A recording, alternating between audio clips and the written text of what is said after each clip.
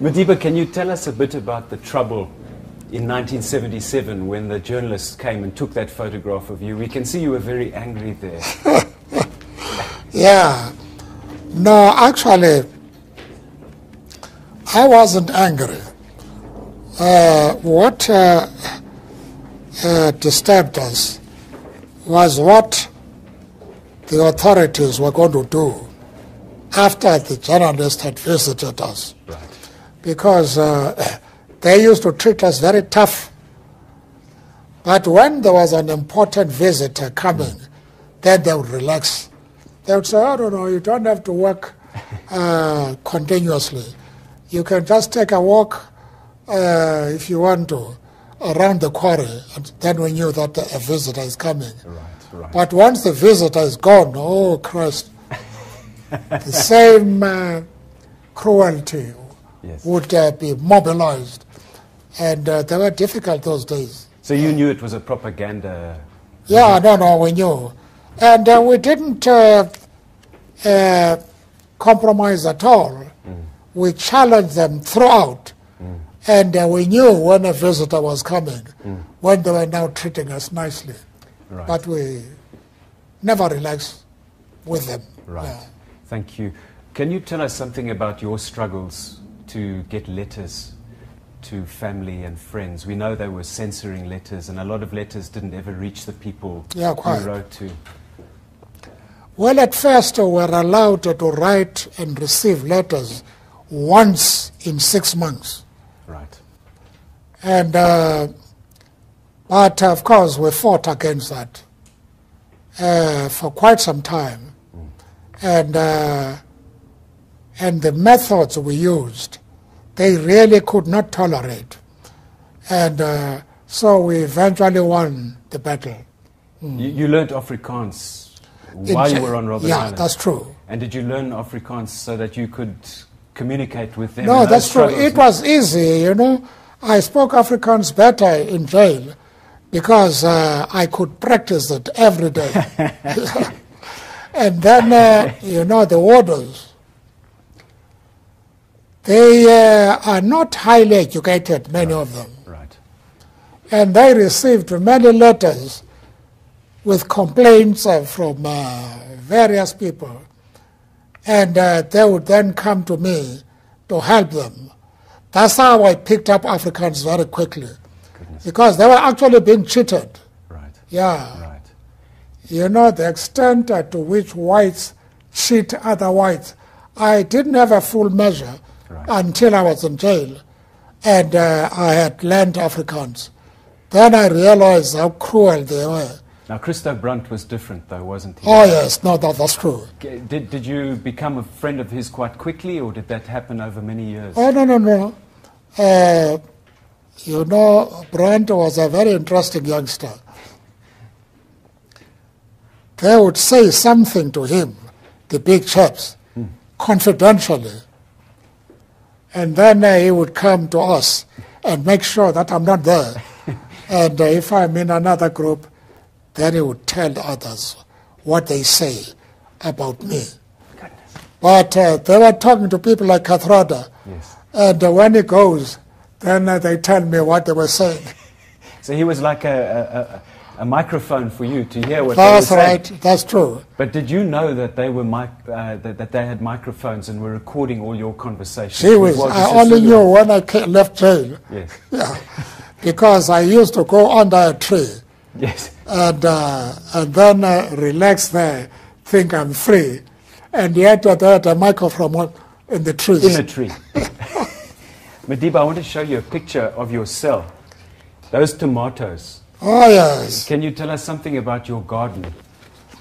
No, I had a garden, which I looked after. And when the tomatoes were ready, the warders would be very friendly. Yes. And come and get some tomatoes from the garden. And now I still remember that very well. What other vegetables did you grow? Chilies, I think you grew as well. Yes, chilies. And what was the other one which was a favorite? A cabbage. Cabbages? Yeah, and cauliflower. Okay. Yes, Now and then onion. Yeah.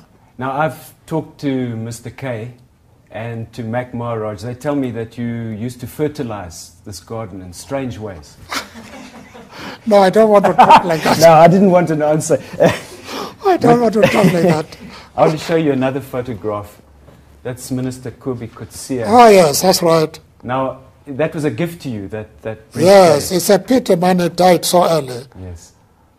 And then this chap, what do you call? What is his name? I know him very well. Was he head of the prison services? Yeah. Yeah. You remember him, Zaldina? This chap? Let me show Zelda. This guy. I used to know him very well. No, it's not Flock. No. But he's Afrikaans speaking. Yes, yes. Yes. And Neil Barnard in the middle there. Yeah, quite. Did you keep that briefcase for a long time afterwards? Oh, yes. But I don't know what happened to it. Okay. Last question for you, Madiba. Another photograph. That's the Victor Verster house, and that's the first house you built in Kunu. I see, yes, that's and I right. can see how similar they are. Could you tell us a little bit about your decision? They moved me from prison Yes. and isolated me, and I stayed in a house like this. Right. So when I reached home, I built a house like this. Yeah. Exactly the same. Exactly the same. I asked for the, what do you call it, for the plans. plan. Yeah, and they gave it to me. And I built it like that. Yeah. Until I had a little bit of more earnings. Then I built the bigger one. Zelda is saying to me, I must ask you, why did you use those plans? Why did you want your house in Kunu to be the same? Is it No, it's because although it was meant as a punishment originally, yeah. I grew to love it. Because the rest of the prisoners were in a building for prisoners. Right. And that isolation and putting me in a house was something of a privilege. Yes. And when I went back home, I built exactly the same house. Yeah, Right, same right. plan. Thank you. I asked the prison to give me the plan, which they did. Yes. And I yes. built that house. Thank you. But when my position improved, then I built a modern house. Thank you. Zelda is telling me I must ask you about the swimming pool, but I also want to ask you, when you left Victor Verster, you had a surfboard that you took with you away from Victor Verster. It's listed there on the inventory of what you took away. So the question is, why did you have a surfboard at Victor Verster?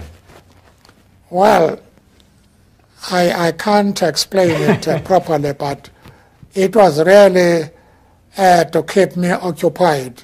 Right. And to remind me of prison life when I'm outside. Right. Yeah.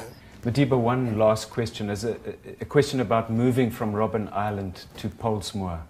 When they told you that they were moving you, did you try to resist that?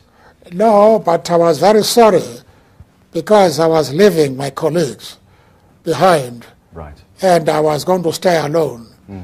But when I reached Victor Verster, after a few weeks, I loved it. Yes. Yeah, Yes. I love that isolation. Right. And the house, you liked the house? Oh, yes, I like the house.